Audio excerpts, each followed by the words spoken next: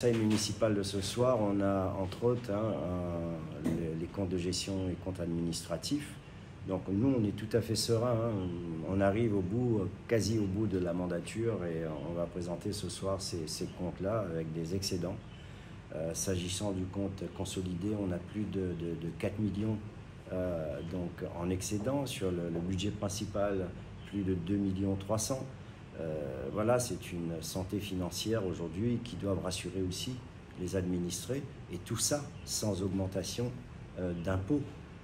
Et c'est ça qui est important, parce qu'on connaît aussi la difficulté des gens à joindre les deux bouts, et malgré tout, la commune se développe, et la commune continue son développement et continuera jusqu'à la fin, parce que Saint-André en a besoin. Saint-André veut vraiment tourner la page de la vétusté à travers ses travaux, à travers ces projets de mettre en place des choses qui rendront attractives. Notamment à Saint-André, il y aura l'îlot Grande Place, et avec sa grande place, qui sera la plus grande place en centralité de l'île de la Réunion, 4000 m². C'est pas rien, parce que moi je veux insuffler une autre façon d'aborder la ville. Parce que trop souvent on croit que la ville c'est on y va lorsqu'on a besoin d'acheter quelque chose, mais on peut aussi venir en ville, et notamment lorsqu'on aura la grande place, et bien tout simplement parce que ce sera un lieu de rencontre, ça sera un lieu pour l'événementiel, de partage et de plein de bonnes choses comme ça. Donc voilà, c'est une ville qui, si on vient à Saint-André, on peut déjà vraiment voir le changement. Et je peux vous dire, avec le cap que je me suis fixé, Saint-André 2030, eh bien, ça va continuer encore de plus belle. La cantine scolaire à 1 € pour les maternelles dès cette rentrée. On commence par les maternelles, donc 3000 enfants à peu près. Le coût pour un enfant, c'est 1 €, donc soit à peu près 9 € pour toute l'année scolaire. Parce que moi, je pense que quand on a ces statistiques et quand on sait qu'à Saint-André, il y a 37% d'enfants qui vivent dans un milieu pauvre, il faut faire ce geste, tout simplement parce que c'est du bon sens, et qu'on veut aussi que ces enfants puissent manger à la cantine pour un moindre coût, et qu'ils évoluent, ils restent avec les petits copains, et puis on verra au fil du temps, il y aura un suivi pour voir si les gens participent, si les gens adhèrent au dispositif. Mais en tous les cas, moi j'y crois, et c'est une première, parce qu'après on étendra sur toutes les catégories au niveau des primaires. Un plan senior important avec un partenariat actif municipalité CCAS également.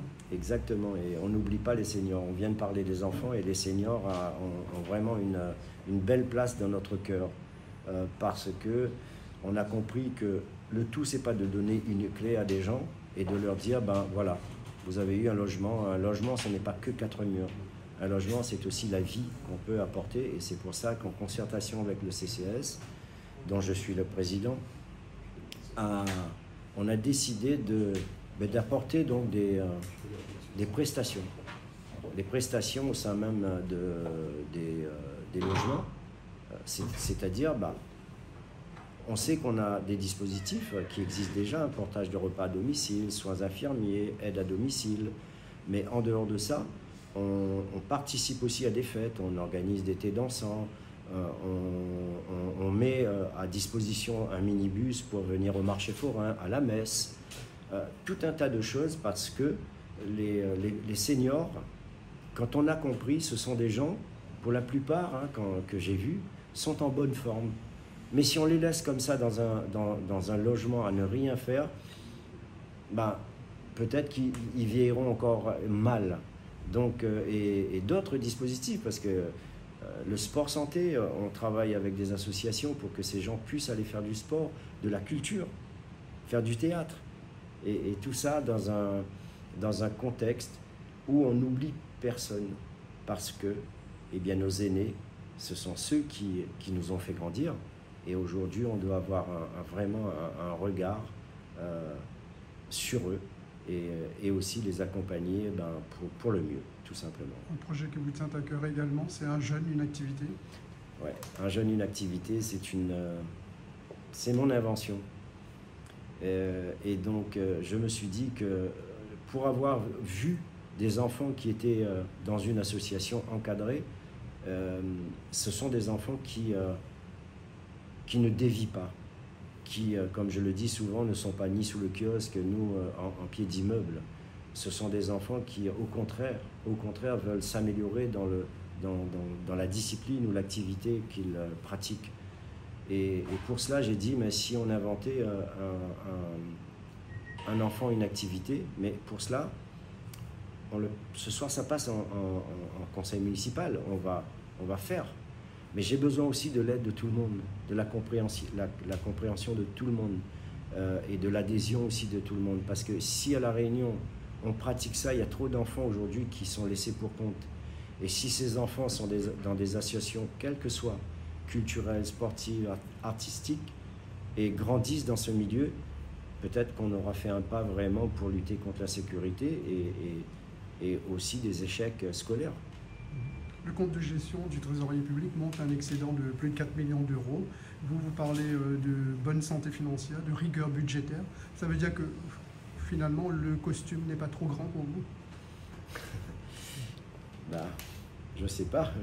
Je pense que j'ai quand même prouvé avec mon équipe, avec tous mes collaborateurs, qu'on se penche tous les jours de manière très rigoureuse, très sérieuse sur la gestion. Je pose tout le temps des questions à mes collaborateurs. Est-ce qu'on est bon? Est-ce qu'on n'est pas bon? Comment on peut faire? Est-ce qu'on peut engager ci? C'est ça la responsabilité. Je le dis toujours. Pour moi, un homme politique, c'est pas le pouvoir, c'est surtout la responsabilité. Cette responsabilité-là m'anime quotidiennement, dès mon lever, dès le matin, dès que je me lève. Eh bien, j'ai ça dans la tête, le sens de la responsabilité pour mener à bien les affaires de la collectivité.